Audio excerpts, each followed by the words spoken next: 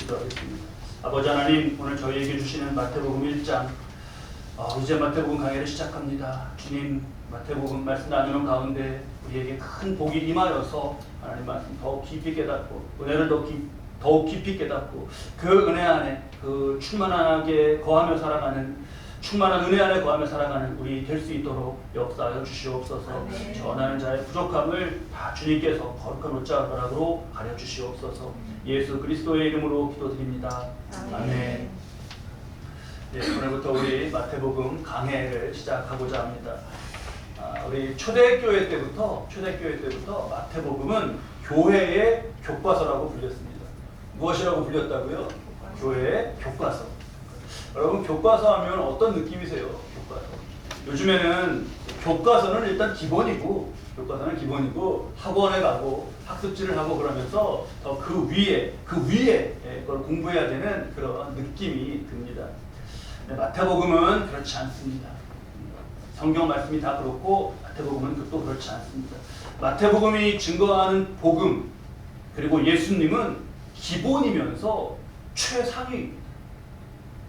우리가 기독교의 기본은 사랑이다, 이런 말 흔히 합니다. 사랑은 기독교의 기본이죠. 기본입니다. 맞습니다. 근데 살아보면 사랑이 그렇게 쉬운가요? 쉬운 기본의 차원인가요? 그렇지 않습니다. 십자가, 예수님 닮기, 경건, 이런 거 오늘 예수 믿은 사람도 다 그냥 입에 올릴 수 있는 단어입니다. 근데 살아보면 어떻습니까? 정말 그거 에베레스트 산 오르는 거 정도의 힘든 거와 비교할 수 있는 그런 힘듦이 있습니다. 자, 우리가 마태복음 나누면서요, 기본에서부터 최상위로까지 우리의 믿음이 자라가고 우리의 인격, 우리의 영성, 그리고 우리 삶이 외적 삶까지도 다 변화되는 복됨이 있으시길 바랍니다. 자, 우리 마태복음 1장 1절 어떻게 시작하나요? 우리 함께 읽으실까요? 아브라함과 다윗의 자손 예수 그리스도의 계보라, 족보라, 이런 뜻입니다. 계보는 많은 의미가 있는데 우리가 이걸 먼저 묵상을 하시죠. 뭐냐 하면 성경은요, 하나님의 약속이 66권에 담겨 있는 겁니다. 그렇죠? 근데 먼저 있었던 약속 39권이 모아져 있는 그걸 뭐라고 부르죠? 구약이라고 부르죠. 그리고 이것이 완성되면서 새롭게 된 약속을 뭐라고 부르죠? 27권의 신약. 구약과 신약이에요. 그렇습니다. 구약과 신약. 자, 구약의 시작. 창세기 1장 1절은 어떻게 시작하죠? 태초에 하나님이 천지를 창조하시니라. 보이는 세계의 시작입니다. 만물과 보이는 세계의 시작이에요. 그렇죠? 신약은 아브라함과 다윗의 자손 예수 그리스도의 계보라, 예수 그리스도의 나심으로 시작해요. 그러면 이 둘을 여러분 같이 한번 놓아보죠. 천지 만물의 창조와 예수님이 나심이라고 하는 이 두 사건은, 이것은 눈에 보이는 물질적 만물에 관한 것이고, 이것은 그 만물만큼 오히려 그보다 더 큰 영적 세계에 관한 것이에요. 그래서 구약과 신약이 합쳐져서 하나님 말씀이 성경이지 않습니까? 이것이 합쳐진 세계 속에서 우리가 살아야, 그래야 세계를 그냥 제대로 사는 겁니다. 그제야 비로소 세상을 사는 거예요. 천지 안에 사는 것도 사는 거죠. 그냥 이렇게 물질 관계 가운데 이렇게 사는 것도 사는 겁니다. 근데 그게 다가 절대 아닙니다. 구약과 신약이 합쳐진 것, 이게 성경인 것을 꼭 새겨야 되고, 마태복음 1장 1절은 창세기 1장 1절과 이 물질의 세계와 영의 세계에 이것이 합쳐진 그 웅장한 파노라마에서 봐야 됩니다. 아브라함과 다윗의 자손 예수 그리스도의 계보라. 태초에 하나님이 천지를 창조하십니다. 만물의 세계, 보이는 물질의 세계, 영적 세계, 이렇게. 자, 흥미롭게도 우리 인간에게요, 하나님의 이러한 역사하심이 이게 어떤 내재된 감각 같은 것으로 남아있어요. 그래서 가령 이러한 용어를 보면 거기에서 그런 것들이 의미가 드러납니다. 그 용어가 뭐가 있냐면 목숨과 생명이 있어요. 목숨과 생명. 같은 걸 말하는 것 같은데 달라요. 이상하게요? 목숨과 생명 뭐 같은 거 아니야? 근데 우리의 언어 생활을 보면 완전히 다릅니다. 누군가 스스로 목숨을 끊었다 그러지 스스로 생명을 끊었다라고 말하지 않아요. 또 사람에게 어떤 막 나를 살려달라고 부탁할 때 뭘 살려달라고 그러죠? 목숨만 살려주십시오 그래요. 어디 뭐 영화든 어디든 현실 세계에서 내 생명들만 이렇게 말하는 거 보셨나요? 그렇게 구분돼 있어요. 파리가 명령되고 만약에 날아다니면 파리채를 맞힐 거 아니에요? 그거 무슨 목숨이에요? 파리 목숨이죠. 파리 생명이라고 들어보셨어요? 그렇게 쓰지 않는단 말이에요. 그런 감각이 우리에게 남아있어요. 성경은 목숨과 생명을 완전히 다른 단어로 구별해서 씁니다. 목숨은 푸시케라는 말이에요. 푸시케. 헬라어가. 생명은 조에입니다. 조에. 두 개가 완전히 달라요. 푸시케를 써야 될 때는 조에를 쓰지 않고 조에를 써야 할 때 푸시케를 쓰지 않아요. 분리되어 있어요. 푸시케는 목숨 말 그대로 목의 숨이고 이렇게 조에는 하나님이 우리의 영혼 안에 두신 생명이에요. 신성하고 초월적인 생명입니다. 자, 이런 식으로 알아가는 것부터가 벌써 구약과 신약을 통하여서 물질과 영적 세계를 아는 것을 또 목숨과 생명을 통해서 알아가고 이렇게 알아가는 거예요. 말씀을 통해서 하나님은 말씀을 통해서 우리에게 이 모든 차원을 알게 하시면서 살게 하시는 겁니다. 그러니까 말씀이 있어야 되나요? 없어야 되나요? 말씀이 없이는 전혀 알 수가 없어요. 자, 예수님이 오신 거잖아요. 지금 오신 것은 무엇을 위한 것이냐? 제가 이번에 그 네모칸, 두 칸 이렇게 있는 것으로 한번 떠올려 보셔요. 그 네모칸 안에 들어가는 단어가 뭘까? 퀴즈로 한번 내볼게요. 답은 요한복음 10장 10절에 나와 있는 말씀인데 보시지 마시고, 나는 양들이 땡땡을 얻고 또 넘치게 얻게 하려고 왔다. 그 땡땡은 뭘까요? 생명. 맞아요. 생명입니다. 예수님은 자신을 땡땡의 빵이라 그러셨어요. 땡땡은 뭐죠? 생명의 빵. 맞습니다. 그분을 내 안에 모셔서 생명이 사는 것이고 생명이 풍성해지는 거예요. 목숨만 가지고 막 이렇게 하면 안 됩니다. 이 생명을 우리가 이 차원을 반드시 알아야겠어요. 예수님은 그렇게 생명을 살리시는 분이시면서 그 자신은 하나의 목숨, 인간의 몸을 입고 세상에 오셨어요. 그러니까 족보가 있죠. 인간으로 이렇게 내려와서 인간으로 오셨으니까. 근데 1절 말씀을 다시 보셔요. 우리가 읽은 아브라함과 다윗의 자손 예수의 계보라가 아니잖아요. 그렇죠. 예수 그리스도의 계보라잖아요. 그러니까 예수는 우리가 여기서 그냥 육신의 몸으로 오신 예수님을 생각할 수 있겠죠. 근데 예수의 계보가 아니라 예수 그리스도. 이 그리스도라는 것은 뭐예요? 기름 부으심 받은 자. 구별되었고 메시아를 뜻하는 용어죠. 그러니까 그 신성을 말씀하시는 거예요. 생명을 주시는 분. 1절에 이러한 신비가 담겨 있습니다. 그러면서 또 동시에 인간으로 오셨기 때문에 족보가 있는 거예요.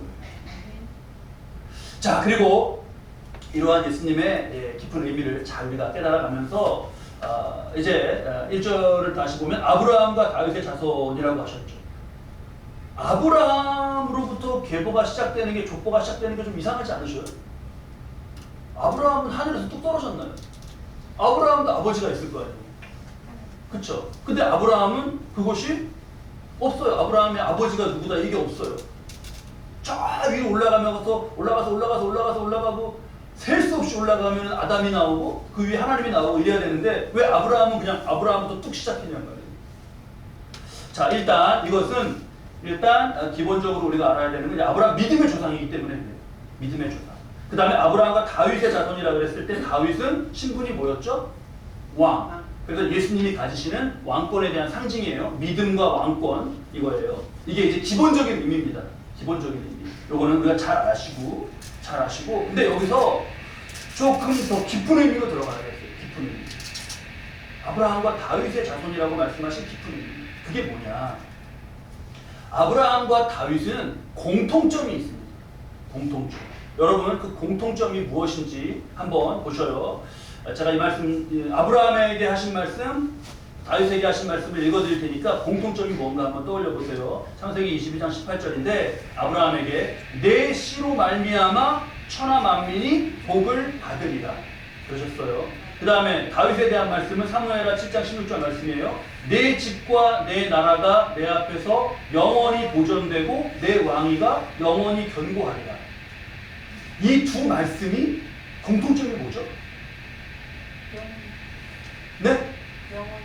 영원에 관계된 거예요. 그렇죠? 영원 내용적으로 맞아요. 그 공통점이에요. 그리고 또 이 말씀들은 형식이 뭐죠 지금? 너는 천하 만민이 너로 복을 받으리라. 너의 왕위가 견고하리라. 뭐예요? 하나님의 약속이에요. 약속. 하나님의 약속. 아브라함에게 하신 약속. 다윗에게 하신 약속. 그러면 아브라함과 다윗의 자손 예수 그리스도의 계보라는 말은 하나님이 약속하신 그 약속이 예수님을 통하여서 이루어졌다라는 의미입니다. 그게 이 1장에 담겨있는 선포의 의미예요. 아브라함에게 내 씨로 말미암아 천하 만민이 복을 받으리라. 약속이죠. 이 약속이 누구로 이루어졌다? 예수님으로. 너와 네 집의 왕위가 영원할 것이다. 어떻게 왕위가 어떻게 영원해? 다윗이 이 말씀을 들었을 때 내가 영원히 사나 혹시? 어?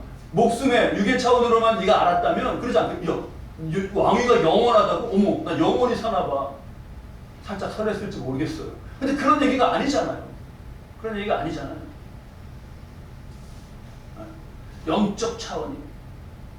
족보가 여러분 이게 이제 우리 뒤에 이제부터 족보를 볼 텐데 족보가 그냥 누구가 와서 누구 낳고 이렇게 그 족보 써있구나. 우리도 다 족보가 있을 거 아닙니까? 그 족보 그거 보여주자고 그거 이렇게 해서 이거 막 이거를 알아야 돼 외워야 돼 그러자고만 담겨있는 말씀이 아니에요.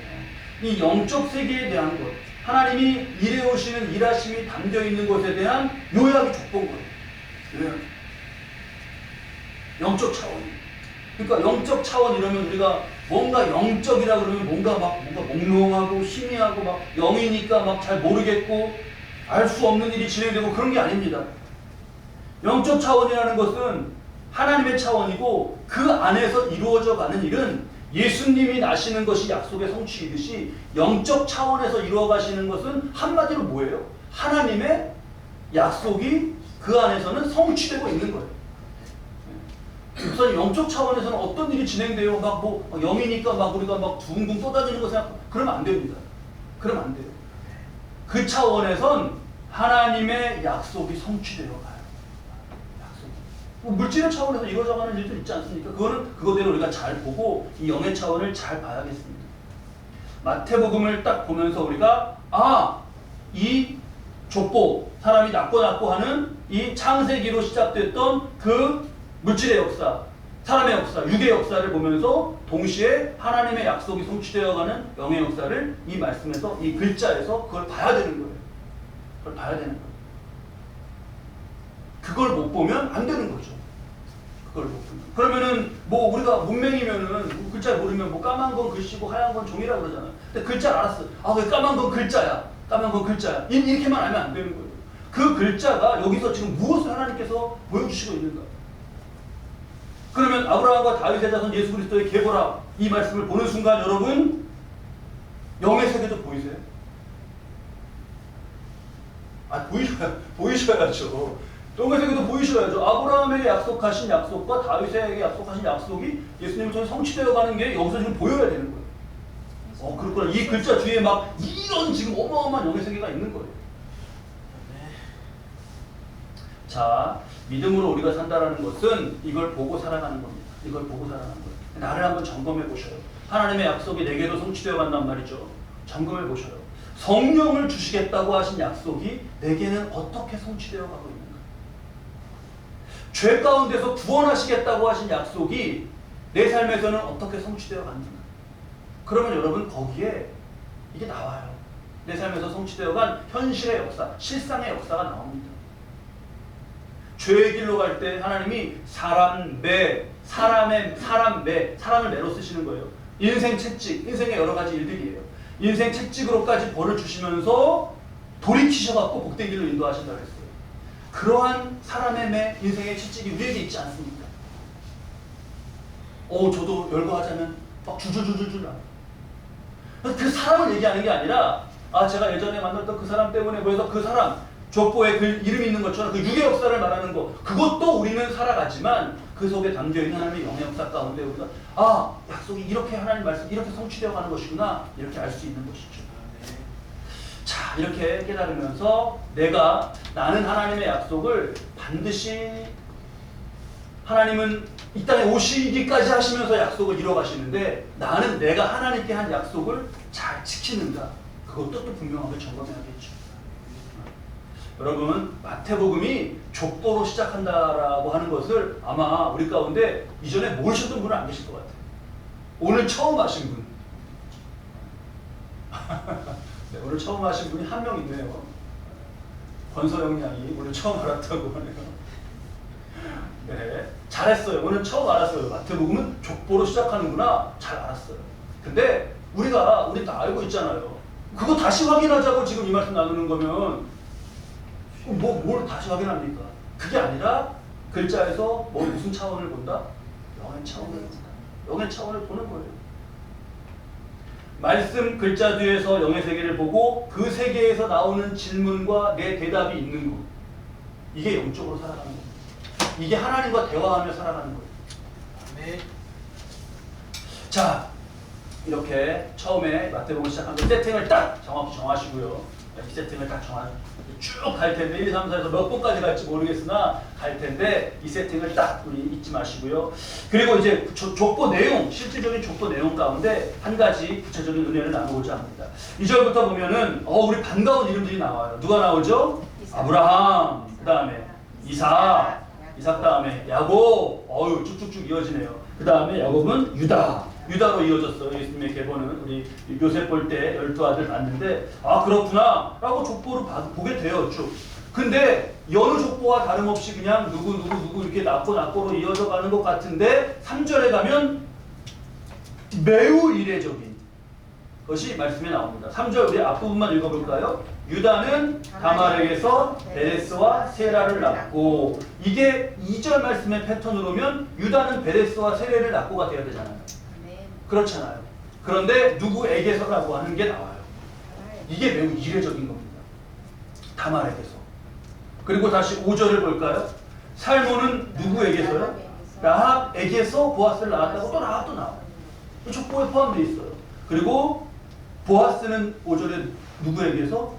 룻에게서 오벳을 낳았다 나오죠. 그리고 마지막 한 명이 더 있습니다. 6절 끝에 이새는 다윗 왕을 낳으니라. 다윗은 우리아의 아내에게서 솔로몬을 낳고. 네 명의 여인이 들어가 있어요. 여러분 족보에 이 4명의 여인이 들어가 있었던 건 아셨죠? 예. 그리고 그 의미도 아시죠? 의미도 뭐죠? 모든 인간의 죄와 아픔이 담긴 이름이에요. 이 4 이름이. 다말은 거기 3절에 유다는 다말에게서 베레스를 낳았다 그랬는데 유다와 다말은 시아버지와 며느리 관계란 말이에요. 이게 뭐예요? 이거? 근친, 패륜이에요. 5절에 라합이 나왔던 라합은 기생 창녀입니다. 신부님. 룻은 이방 여인이고 우리아의 아내는요? 이름이 뭐죠? 바세바죠. 근데 앞에는 다 다말, 룻 이름이 나왔는데 왜 여기는 다윗은 바세바라고 이름이 안 나오고 또 우리아의 아내라고 나와요? 이 말씀 자체가 뭘 뜻하는 거예요? 다윗의 죄를 그냥 족보에다가 딱 적어놓은 거잖아요. 그러니까 이게 하나님이 이 땅에 오시는 존귀한 길인데 이게 그러한 존귀한 족보인가? 그렇게 생각하셔요, 여러분? 그런 족보를 안 보이잖아요. 이건 아주 이런 족보가 다 있어? 이거 무슨 옛날로 치면 이게 무슨 상놈의 족보야 뭐야 막 이럴 거 아니에요. 족보가 이래요? 예수님 오시는 족보가 여인들 다 왜 이래요? 그리고 이 여인들을 왜 밝혀놨어요? 이렇게 다 다른 사람들은 안 밝혀놓고. 근데 이 여인들만 이래요? 이 여인들만 막 이상하고 막 그래요? 남자들은 다 그냥 멋지고 괜찮아요? 첫 번째로 볼까요? 2절이 처음 시작한 아브라함 믿음의 조상. 믿음의 조상 맞아요. 높여서 믿음의 조상인데 그도 2번이나 아내를 위기에 빠뜨리면서 자기 지혜를 믿음보다 앞세웠잖아요. 그랬잖아요. 네. 다윗, 아브라함과 다윗의 전 다윗은 뭐 말할 것도 없고 말할 것도 없고 7절 볼까요? 솔로몬은 르호보암을 낳고 솔로몬 좋아요. 영화도 누리고 다 좋은 거 있어요. 근데 솔로몬 이후에 나라 어떻게 돼요? 쩍 갈라져요. 네. 르호보암 멋진 왕이겼죠. 근데 그 북이스라엘이 와서 좀 노역과 이런 거 좀 가볍게 해달라 그러니까 절대 그렇게 안 해주고 그러다 나라 그렇게 됐어요. 여기 뒤에 르호보암, 아비야는 아사 낳고 이렇게 한 이들 다 보면요. 다 우상숭배 가운데 물론 나오려고도 했지만 다시 우상숭배에 빠지고 수많은 죄를 지었습니다. 그 결론이 말씀은 딱 그 결론은 11절에 바벨론으로 사로잡혀 갈 때라고 하고 있어요. 바벨론으로 사로잡혀 간다는 것은 무슨 말이에요? 나라가 망했다는 말이에요. 이게 이 왕조에 대한 총평이에요. 족보에 담겨있는. 나라 망하게 한 왕들인 거예요. 그런 족보를 타고 예수님이 오셨어요.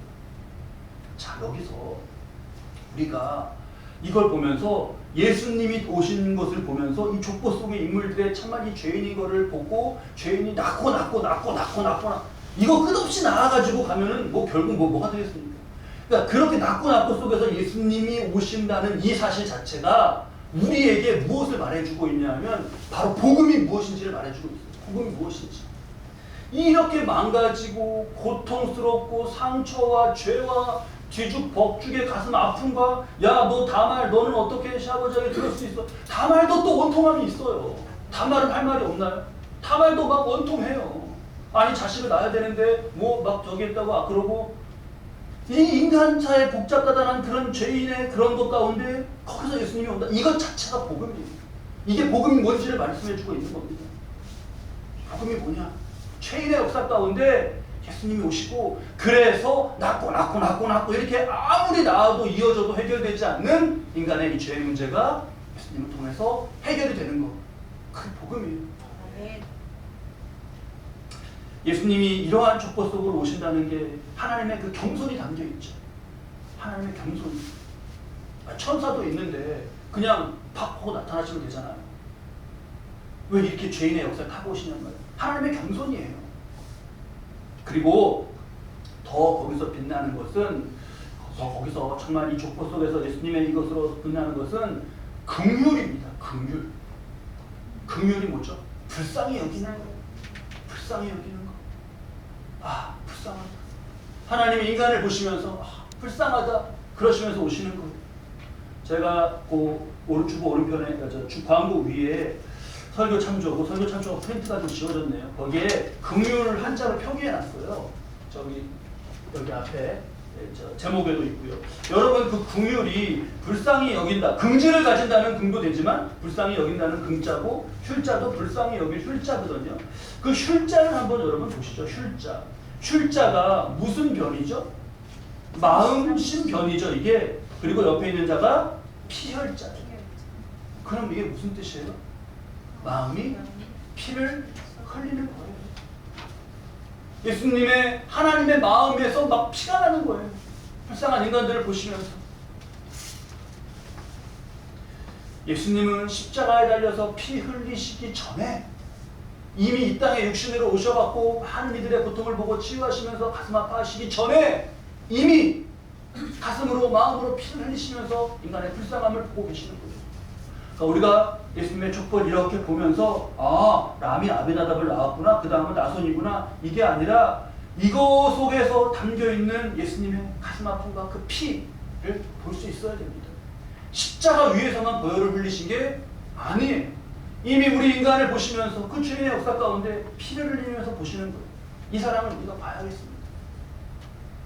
오늘 족보에서 영의 세계를 보고 또 뭘 본다고요? 피를 보고. 우리는 마태복음 1장에서 영의 세계를 보고 피를 봤어 이러면 사람들이 뭐라 그럴지, 족보에 피가 어디 나와, 누가 피가 나와, 그럴지 모르겠어요. 근데 이것을 깨워서 보는 하나님 말씀을 깨워서 보는 이의 눈에는 영의 세계가 보이고 피가 흐르는 게 보여요. 자, 그러면서 이제 말씀 잘, 그렇구나, 긍휼을 깨닫고, 여기서 깨닫고 끝나면 안 되죠. 나의 긍휼은 어떤가를 돌아봐야 됩니다. 나의 긍휼. 우리 제가 소개해 놓은, 주보에 소개해 놓은 말씀들을 보면요, 누가복음, 고린도후서 이런 말씀을 보면 하나님의 긍휼로 인해서 죄사함을 우리가 받은 것이다, 이런 말씀 표현들이 다 나와요. 그는 베드로전서 1장 3절만 해도 그의 많으신 긍휼대로 예수 그리스도를 죽은 자 가운데 부활하셨게 하셨다. 긍휼이. 근데 그렇게 해서 하나님의 긍휼을 보게 하시면서 뒤에 가면 바로 그 긍휼이 우리가 살아야 될 우리의 마음이라는 것을 말씀하셔요. 자, 우리 유다서 1장 21절로 23절 말씀, 우리 제가 실어놓은 말씀으로 빨리 한번 읽어보겠습니다. 하나님의 사랑 안에서 자신을 지키며 영생에 이르도록 우리 주 예수 그리스도의 긍휼을 기다리라 긍휼을. 그러면서 뭐죠? 어떤 의심하는 자들을 긍휼히 여겨라. 주님의 긍휼을, 나도 그 긍휼을 여기고 사는 거예요. 그 마지막에, 유다서 마지막 끝에 어떻게 해야 돼요? 또 어떤 자를 그 육체로 더럽힌 옷까지도 미워하되, 죄는 미워하되 두려움으로 긍휼히 여겨라. 불쌍히 여기라는 거예요. 불쌍히 여겨라. 그래서 우리 이제 뒤에 보겠지만 마태복음 5장에 산상수훈에 예수님께서 그 8복 중에 하나, 8가지 예수님 말씀해 주신 복 중에 하나가 뭐예요? 마지막 5장 7절 말씀 함께 읽을까요? 마태복음, 긍휼히 여기는 자는 복이 있나니 그들이 긍휼히 여김을 받을 것이다. 피 흘리는 마음, 여러분, 긍휼히 여기는 마음 우리에게 있느냐? 잘 점검해야 됩니다. 지금 지난 주간에 어느 그 자폐아를 둔 유명인이 있죠. 아마 보도가 많이 돼서 아실 텐데, 유명인이 그 자기 자폐아 아들을, 초등학생 아들을 돌봐주시던 학교에 그 선생님을 고소해갖고 그게 아주 큰 이슈가 됐습니다. 여러 가지 말들이 있어갖고 다른 건 잘 모르겠어요. 그런데 그 고소를 당하면 바로 학교에서 쫓겨나더라고요. 재판이 끝나는데 왜 제도가 그런지 잘 모르겠어요. 재판을 해보고 결과가 나온 게 아니라 무죄 추정의 원칙이라는 게 헌법에 있는데 왜 그냥 그걸 그만두게 하는지 모르겠어요. 고소를 당하면. 어쨌든 이 선생님이 그만두게 됐어요. 다른 데서. 그러니까 다른 학부모들이 화가 난 거예요. 그래갖고 탄원서를 막 냅니다. 법원에. 그 선생님 그런 분 아니다. 이거예요. 탄원서 내고 막 이분들이 화가 났어요. 억울하고 화가 났어요. 그 선생님 그런 분 아니에요. 라고. 그래서 그 탄원서 내용이 뭐냐. 그 도움이 필요했던 아이가 학교에서 하는 행실이 있었던 거예요. 막 폭력적으로 하고 막 이렇게 했던 행실이 있었던 거예요. 근데 그거를 다른 어린 학생들이나 그 부모들은 그걸 그냥 참고 인내해 준 겁니다. 용납해 준 거예요. 유급을 해갖고 애가 뭐 이제 2학년이나 어린 애들한테 막 그렇게 했대는데 그거를 다 감싸주고 그냥 이해해주고 그런 거예요. 특히 다른 엄마들이 우리 애가 그렇게 막 머리채를 막 잡아갖고 그랬어요 하면 이 선생님이, 고소당한 그 선생님이 이 도움이 필요했던 아이를 막 감싸고 이렇게 대화를 했다는 거예요. 그래서 이 부모님이 왜 이렇게 걔만 감싸냐 이렇게까지도 말을 했대요.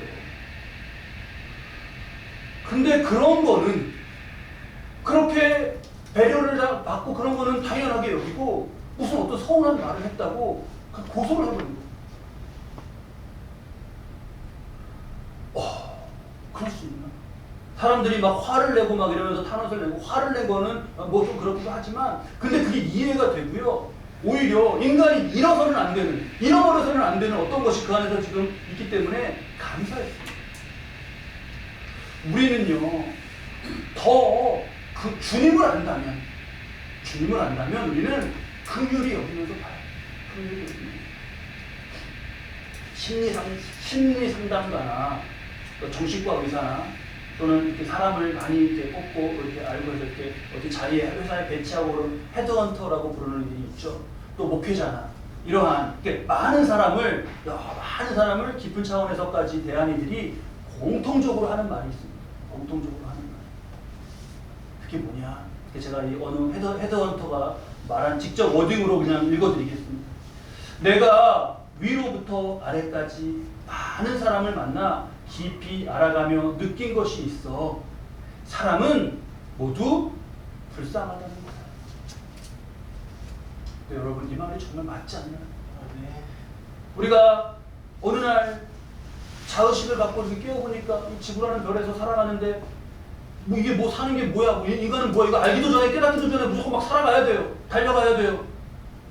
목숨이 내일 있을지 없을지 모르지만 내일 모레 글피 그 글피 미래 걱정하고 근심하고 그러면서 막 또 살아가야 돼요. 막 불안이 있습니다. 인간에게 외로움이 있어요. 근본적으로 만족되지 않는 그런 그 만족되지 않는 마음이 있어요. 그러면서 막 살아가야 돼요.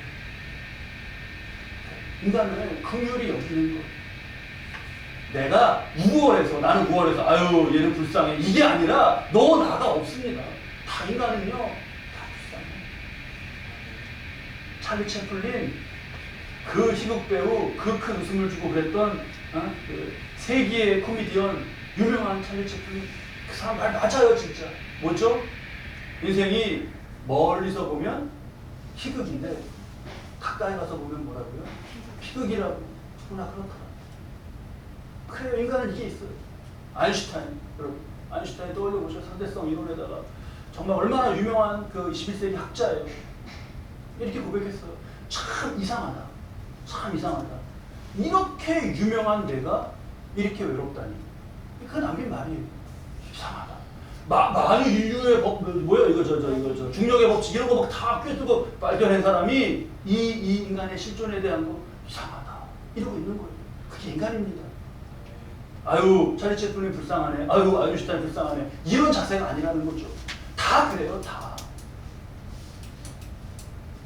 자, 너나 없이 서로를 긍휼히 여기면서 살 수밖에 없구나라는 것을 우리가 말씀에서 깨닫고 우리가 그렇게 살아야 되는구나라는 걸 또 삶을 통해서 깨닫습니다. 만약에 내 안에서 나를 점검해 보시는데요. 만약에 내가 이 부분이 뭔가 이상하다. 나 그렇다 그러면 그거를 약간 고장으로 느낄 수 있어요. 이게 좀 고장났구나. 그래서 이걸 어떻게 고쳐야 되냐? 말씀으로 치유되는 수밖에 없어요. 아무도 뭐 여기를 들여다보고서는 뭐 누가 드라이버와 이걸 가지고 와서 고쳐주지 않습니다. 말씀에서 이 족보에서 흐르는 주님의 피를 보면서 그게 내게 묻어서 고쳐져야 돼요. 긍휼. 자, 오늘 이렇게 마태복음 1장 이렇게 시작했습니다. 오늘 마태복음 1장 말씀 들으면서 저희 교회에서 우리 시작하셔갖고 우리 오늘 족보를 받지 이렇게 되면 안 되는 거예요. 족보를 보면서 영의 세계를 보고 피를 보고 예수님의 긍휼을 보고 그리고 나로 긍휼이 살라시는 하나님의 말씀이 여기서 우리에게 통해야 돼요. 자, 저와 여러분 꼭 그렇게 사시는 가운데 주님 따라가고 긍휼히 여기는 자가 긍휼히 여김을 받는 복이 있다. 그 말씀이 꼭 성취되시기 바랍니다. 마지막으로 우리 보시면 제가 마태복음 시작하면서 우리 주보면 앞면 보시면 이 그림을 좀 바꿨어요. 이때 제가 이렇게 좀 새롭게 하면서 바꿔가고 있는데 그 주보면 앞에 그림이 뭐죠? 예수님이 배로 이렇게 가시는 건데 앞모습이에요, 뒷모습이에요? 뒷모습이에요. 예수님이 뒷모습이 이거는 무슨 뜻이죠? 내가 이렇게 만약에 이걸 본다는 거는 내가 예수님을 따라가고 있다는 의미잖아요. 이 주보 가져가셔서 책상에다 제일 앞에다 놓으시고 내가 예수님 따라가는가 그것만 확실하면 됩니다. 그것만 우리가 이 땅 위에서 눈앞에 이 그림만 선명하면 돼요. 내가 지금 예수님 따라가고 있구나. 그 중에서 오늘은 긍휼이에요. 족보 속에서 깨달은 이것들 우리가 삶 가운데 살아가는 가운데 긍휼히 여김받는 복이 풍성하시길 주님의 이름으로 축원합니다. 기도하시고